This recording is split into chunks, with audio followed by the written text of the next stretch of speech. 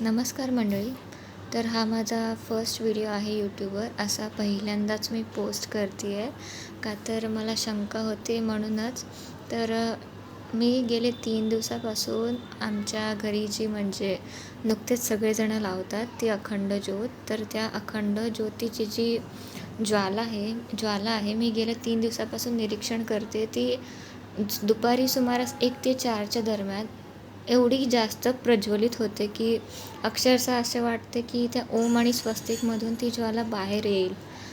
मी तुम्हाला दाखवते आता ती ज्वाला कशी आहे. मला माहिती नाही हा माझा भ्रम आहे का काय आहे. जर कोणाला कळत असेल तर प्लीज मला सांगा. आणि जेव्हा मी 4 नंतर बघते तर ती ज्वाला आपोआप छोटी झालेली असते आणि रात्रभर तशीच असते.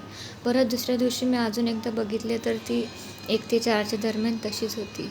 तर जर कोणाला काही कळत असेल, मला नाही कळत आहे, मला तुमच्याकडून जाणून घ्यायचं आहे. तर प्लीज कोणाला म्हणजे काही सांगायचं असेल तर कमेंट करून सांगा. माझा भ्रम आहे का काय आहे? प्लीज कळवा मला. धन्यवाद.